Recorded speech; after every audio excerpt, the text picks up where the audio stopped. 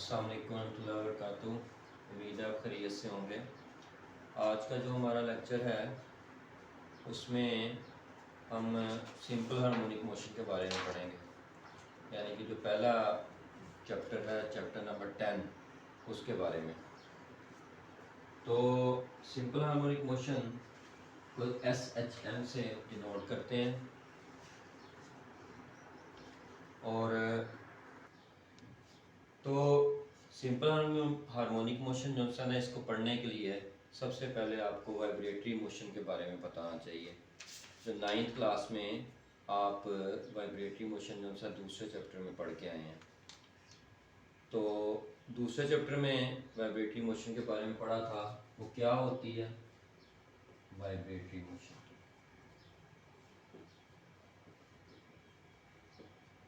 To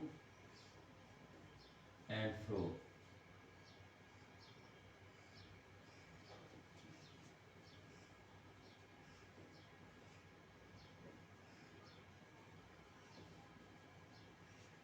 यानी to and fro motion अपने centre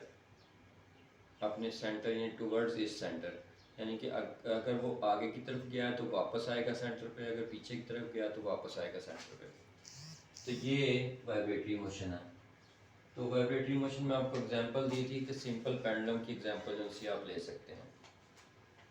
अब वाइब्रेटरी मोशन की जो सी स्पेशल टाइप है वो ऑसिलेटरी मोशन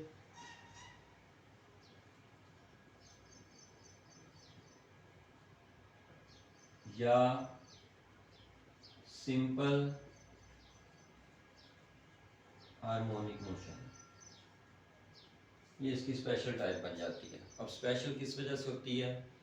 क्योंकि हम टू एंड फ्रो मोशन के साथ इसके 4 पॉइंट्स और ऐड करते हैं, या इसकी डेफिनेशन इस तरीके से करते हैं कि सेंटर की तरफ उसकी डायरेक्शन होनी चाहिए।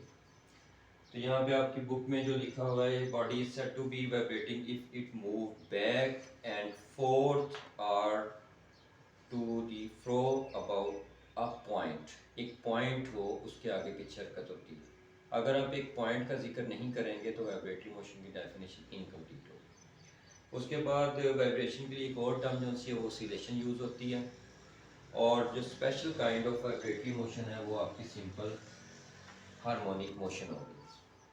अब सिंपल हार्मोनिक मोशन को डिस्कस करने के लिए हमें 3 एग्जांपल्स जो सी हैं वो लेनी पड़ेगी। पहली एग्जांपल जो सी है वो है मैस अटैच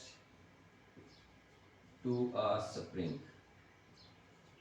कि एक मैस है वो आप स्प्रिंग के साथ अटैच कर देते हैं। अब वो किस तरह से अटैच करते हैं वो मैं आपको समझाता हूँ। यहाँ पे ये मिसाल के तौर पे आपका स्प्रिंग है और ऑब्जेक्ट जो है आपका वो ये है मैस। कोई भी मैस है उसके साथ स्प्रिंग लगा हुआ।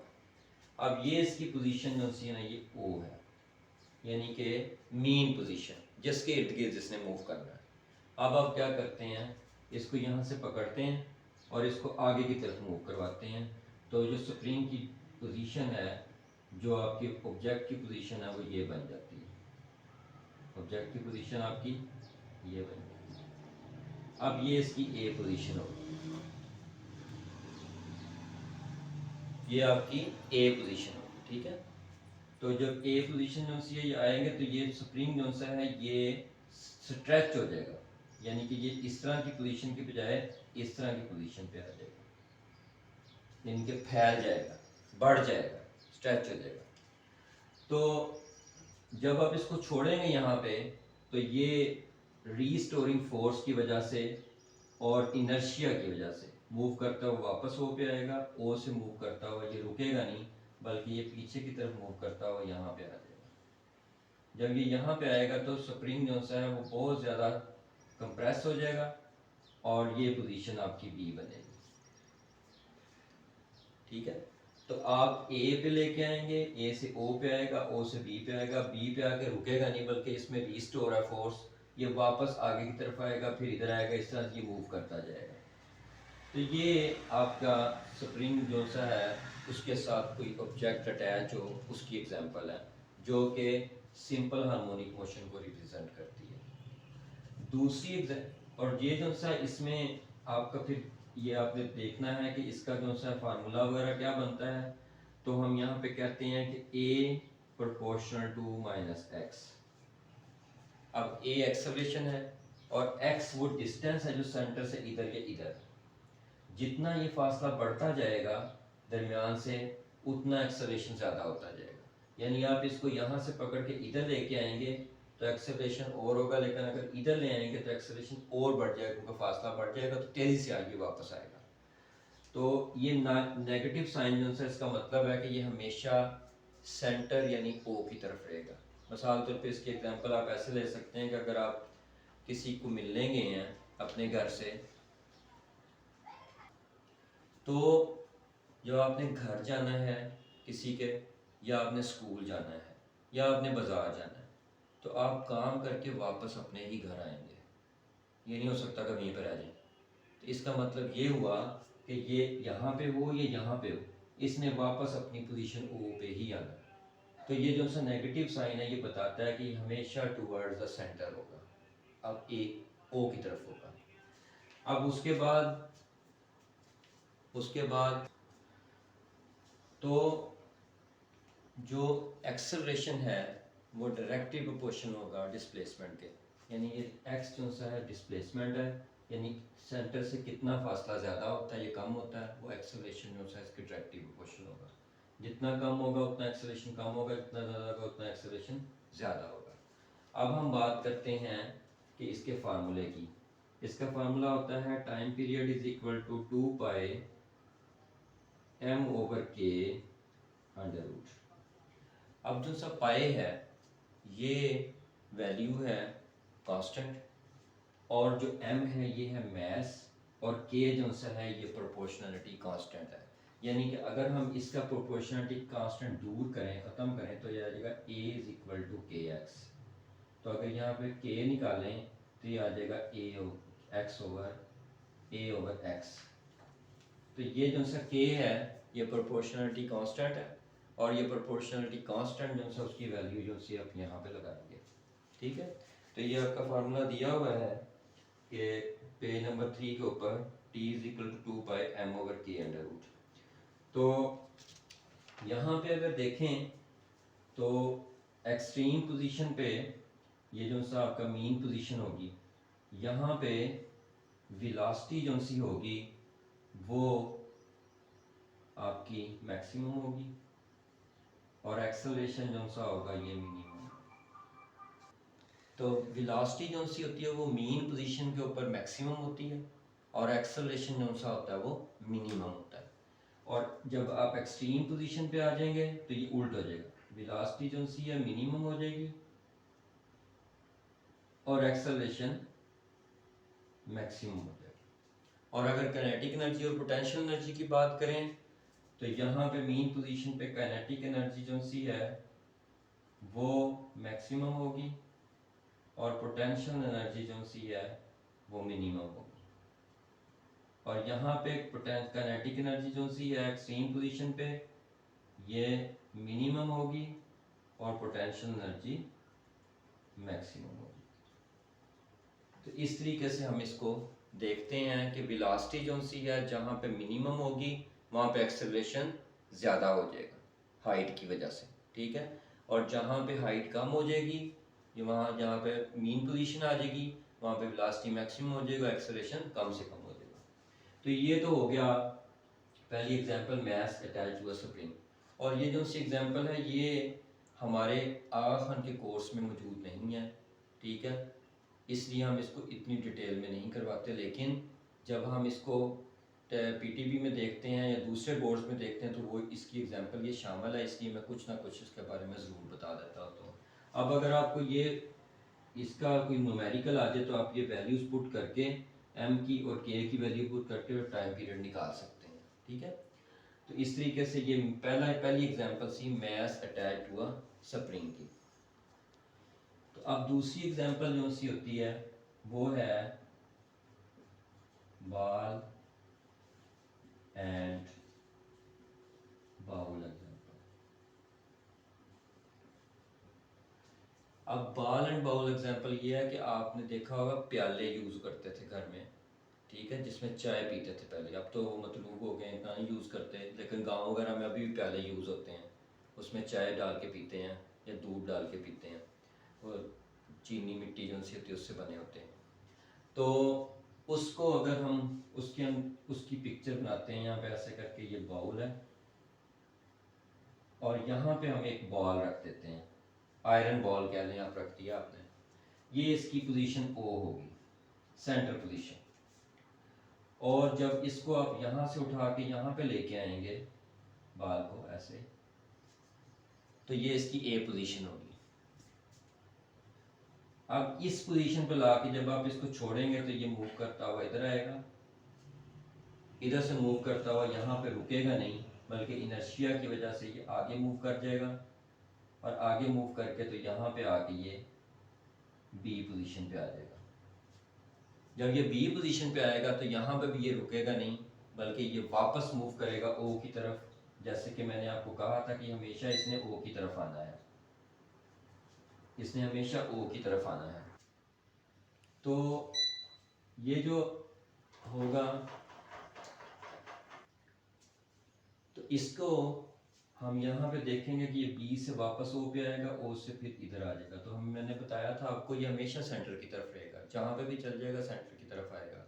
इसका मतलब ए पे चला जाए, बी पे चल जाए, इसने सेंटर पे वापस आना है। तो यहाँ पे इसकी वही सिचुएशन होगी ए पॉइंट के ऊपर, कि यहाँ पे वेलोसिटी जो सी होगी ये मिनिमम होगी, एक्सेलरेशन जो सा होगा ये मैक्सिमम होगा, और काइनेटिक एनर्जी जो सी होगी वो आपकी यहाँ पे मिनिमम होगी, और पोटेंशियल एनर्जी जो सी होगी यहाँ पे मैक्सिमम होगी। और जब ओ पोजीशन पे लिखेंगे तो v यानी वेलोसिटी मैक्सिमम होगी, एक्सेलरेशन मिनिमम होगा, और काइनेटिक एनर्जी जो सी होगी वो मैक्सिमम होगी, और पोटेंशियल एनर्जी जो सी होगी वो मिनिमम होगी। ठीक है जी। इस तरह से ये देखते हैं कि पोटेंशियल एनर्जी, काइनेटिक एनर्जी हम यहाँ पे भी उसी तरीके से आप देख लें, पहली एग्जांपल में भी यही था, दूसरी एग्जांपल में भी वही चीज़ है, कोई फ़र्क नहीं है। तो ये भी सिंपल हार्मोनिक मोशन को रिप्रेजेंट करता है। और ये बॉल एंड बाउल की एग्जांपल है। यहाँ पे इसका वेट नीचे की तरफ होगा W, और उसको रिएक्शनल फोर्स R जो सी है वो ऊपर की तरफ बैलेंस कर रही होगी, क्योंकि इसको ऊपर से बांधा नहीं हुआ हमने, बल्कि इसको रखा हुआ है। जब हॉरिजॉन्टल चीज़ को रखते हैं, जिस तरह आप किताब जो सी है, बुक जो सी है, वो किसी भी टेबल पे रखेंगे तो वेट इसका नीचे की तरफ अमल करेगा, और रिएक्शनल फोर्स R इसकी ऊपर की तरफ अमल करेगी। ठीक है, तो इस तरह से ये बॉल एंड बाउल की दूसरी एग्जांपल है जो सिंपल हार्मोनिक मोशन को रिप्रेजेंट करती है। और अगर इस बुक में आप देखें तो आपकी बुक में ये पेज नंबर 4 के ऊपर है, बॉल एंड बाउल की पूरी एग्जांपल उसी तरीके से पिक्चर के साथ उसने बताई हुई है। ठीक है जी।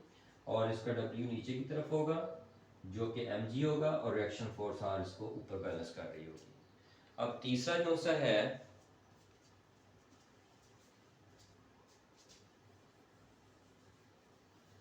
एग्जांपल है इसमें, वो है सिंपल पेंडुलम की, वो है सिंपल पेंडुलम की। तो तीसरी एग्जांपल जो सी है इसमें सिंपल पेंडुलम की है, जो कि आपके पेज नंबर 4 के ऊपर मौजूद है। अब पेंडुलम क्या होता है?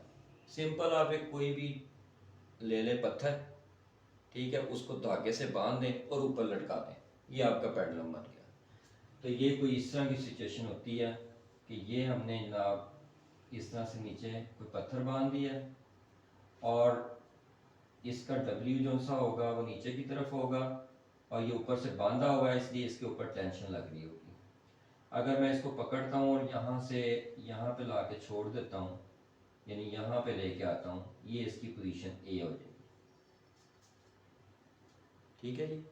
तो ये A पोजीशन पे होगा, तो जब इसको यहाँ से छोड़ूंगा तो ये मूव करता हुआ इधर को आएगा, इधर से सेंटर से मूव करता हुआ आगे चला जाएगा, और इसकी पोजीशन जो सी होगी दूसरी वो ये होगी, और ये इसकी B पोजीशन होगी।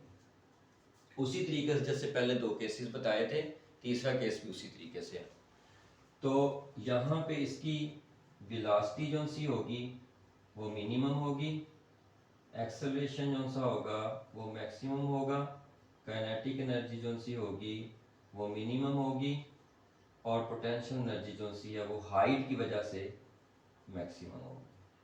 और यहाँ पे वेलोसिटी मिनिमम मैक्सिमम होगी और एक्सेलरेशन मिनिमम हो जाएगा, कम से कम हो जाएगा। और काइनेटिक एनर्जी जो सी है वो मैक्सिमम हो जाएगी, वेलोसिटी मैक्सिमम है इसलिए, और पोटेंशियल एनर्जी मिनिमम यानी ज़ीरो हो जाएगी, क्योंकि यहाँ पे वो हाइट नहीं है इसकी। ठीक है जी, वही देखने केस मैंने वही चीज़ें लिखी हैं जो मैंने पहले में लिखी थी, दूसरे में लिखी थी, और तीसरे में भी वही चीज़ें लिखी हैं कि वेलोसिटी कहाँ पे मैक्सिमम होगी, एक्सेलरेशन कहाँ पे मिनिमम होगा, ये सारा कुछ वही है। उसके बाद ये आपका पेंडुलम का केस है।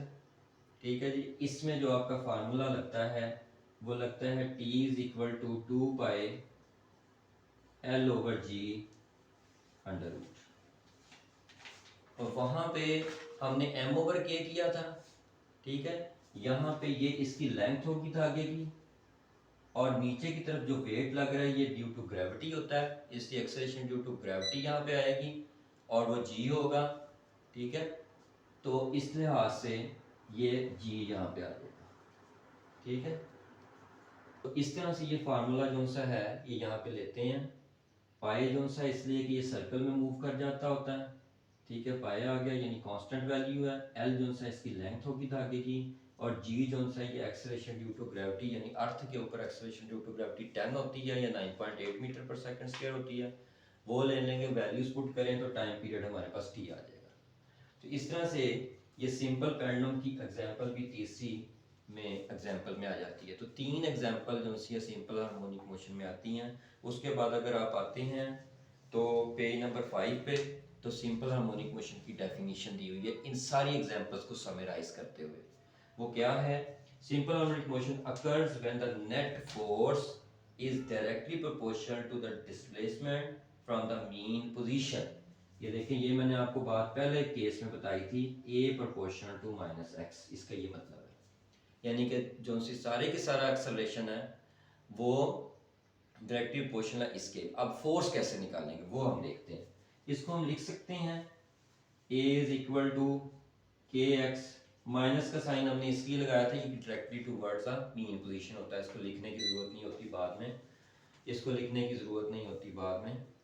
तो ये अगर हम यहाँ से एक्सेलरेशन की वैल्यू यही रहने दें तो हमारे पास F is equal to m a, आपके पास एक इक्वेशन होती है जो आपने फोर्स के चैप्टर में पढ़ी थी।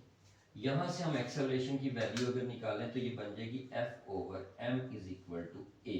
अब ये A और ये A जो सा है ये दोनों एक जैसे हैं, तो इसकी दूसरी साइड बराबर होगी, तो हो जाएगा k x is equal to f over m. तो इसका मतलब क्या हुआ? अगर हम इसको उठा के एक तरफ कर लेते हैं, ठीक है, m जो सा ये भी कांस्टेंट है, k m is equal to f over x. तो यहाँ पे थोड़ी सी मैं दुरुस्ती करता हूँ, वो ये है कि मैंने ये बताया कि a proportional to minus x होता है, और जब इसका प्रोपोर्शन साइन खत्म करते हैं तो के एक्स आ जाता है, और आपको इक्वेशन पता है x is equal to m a होती है जो आप थर्ड चैप्टर में पढ़ के आए थे फोर्स वाले में। अब यहाँ पे देखें ये जो a की वैल्यू है के एक्स, वो हम इस a की जगह पे पुट कर देते हैं। जब इसकी जगह पुट करेंगे तो यहाँ पे m और k दोनों जो से हैं ये क्या हो जाएंगे? कांस्टेंट हो जाएंगे। m और k जो से हैं वो कांस्टेंट हो जाएंगे। जब ये कांस्टेंट होंगे तो उस जगह पे प्रोपोर्शन साइन आ जाएगा। ठीक है, उस जगह प्रोपोर्शन साइन आ जाएगा, और तो इस तरह से ये m और k जो से मैस भी कांस्टेंट क्वांटिटी है, k भी कांस्टेंट क्वांटिटी है। इसकी जगह पे हम वो इक्वल की जगह प्रोपोर्शन लगा देंगे तो f प्रोपोर्शनल टू x हो जाएगा, यानी कि जो टोटल नेट फोर्स है वो प्रोपोर्शन हो जाएगी डायरेक्टली प्रोपोर्शन हो जाएगी x के। जितना x ज़्यादा होता जाएगा यानी डिस्प्लेसमेंट ज़्यादा होती जाएगी, उतनी फोर्स ज़्यादा होती जाएगी, जितनी डिस्प्लेसमेंट कम होता जाएगा फोर्स उतनी कम होती जाएगी। तो ये पहली बात उसने ये कही है कि जो नेट फोर्स है वो डायरेक्टली प्रोपोर्शनल है डिस्प्लेसमेंट के। दोबारा पढ़ता हूँ, simple harmonic motion occurs when the net force is directly proportional to the displacement from the mean position, यानी कि यहाँ से लेकर यहाँ तक जो डिस्प्लेसमेंट होगी मीन पोजीशन से, ये x है, ये इसके डायरेक्टली प्रोपोर्शनल होगा। जितना ये x बढ़ाते जाएंगे, सेंटर से दूर इसको करते जाएंगे, उतना फोर्स ज़्यादा होती जाएगी, जितना कम रखेंगे उतनी कम होगी। And is always directed towards the mean position, और ये हमेशा मीन पोजीशन की तरफ होगा, डायरेक्टेड टूवर्ड्स मीन पोजीशन, यानी कि मीन पोजीशन की तरफ ही आएगा, यानी जब जहाँ मर्जी चला जाइए ये मीन पोजीशन की तरफ रहेगा, यानी सेंटर की तरफ आएगा। अगर आप वाइब्रेटरी मोशन की डेफिनेशन को इस तरीके से मॉडिफाई कर दें तो ये सिंपल हार्मोनिक मोशन बन जाता है। क्या? एक ये कि net force is directly proportional to the displacement and is always directed towards the mean position, कि हमेशा मीन पोजीशन की तरफ रहेगी। तो वाइब्रेटरी मोशन जो सी है, टू एंड फ्रो मोशन जो सी है, वो ये दो चीज़ें शामिल करने की वजह से इसकी एक स्पेशल टाइप कहलाती है वाइब्रेटरी मोशन की, सिंपल हार्मोनिक मोशन। अब इसके 4 पॉइंट्स हैं जो कि मैंने आपको बातों बताए। तो जो 4 पॉइंट्स हैं वो मैं आपको बता चुका हूँ, जो कि स्पेशल फीचर्स हैं सिंपल हार्मोनिक मोशन के। एक मैंने आपको पॉइंट जो सा बताया वो ये है कि always vibrate about fix position, पहला पॉइंट है। दूसरा पॉइंट इसमें लिखा है ऑल जो एक्सेलरेशन है हमेशा directed towards the mean position होता है, ये बताया था आपको। तीसरा मैंने बताया कि v कहाँ पे मैक्सिमम होता है, मीन पोजीशन पे, और मिनिमम कहाँ पे होता है, एक्सट्रीम पोजीशन पे। और चौथा पॉइंट जो सा है कि एक्सेलरेशन मिनिमम होगा मीन पोजीशन पे और मैक्सिमम होगा एक्सट्रीम पोजीशन पे। तो ये 4 जो से फीचर्स हैं जो पेज नंबर 5 पे दिए हुए हैं, ये अच्छे तरीके से आप कर लीजिएगा, ये देख लीजिएगा। इसमें जो सा है ये चारों के चारों पॉइंट जो से हैं ये पेपर में भी एक दफ़ा आ चुके हैं कि define simple harmonic motion and right its features. तो 4 नंबर फीचर्स के थे और 1 नंबर जो सा सिंपल हार्मोनिक मोशन की डेफिनेशन का था, 5 नंबर का लॉन्ग क्वेश्चन आया था। ठीक है जी। और इस तरीके से ये आप जो सा है डेफिनेशंस वाइब्रेशन की दी हुई है, टाइम पीरियड की, फ्रीक्वेंसी की और एम्पलीट्यूड की। तो अगले लेक्चर में मैं आपको जो सिंपल पेंडुलम वाला टॉपिक है ये इस तरीके से करवाऊंगा कि इसके फोर्सेस भी ड्रॉ करके बताऊंगा, इसके प्रैक्टिकल के बारे में भी बताऊंगा, और इसकी डेफिनेशन जो सी 4 डेफिनेशन आ गए हैं छठे जो सा है पेज पे, वो आपको बताऊंगा। तो अगले लेक्चर में हम इंशाल्लाह इसको सिंपल पेंडुलम को डिटेल से देखेंगे, क्योंकि इसके 2 प्रैक्टिकल शामिल हैं और टॉपिक शामिल है। तो उम्मीद है कि आपको लेक्चर जो सा वो समझ आ गया होगा। तो टिल नेक्स्ट लेक्चर तक के लिए इजाज़त। अस्सलाम वालेकुम रहमतुल्लाहि व बरकातुहू।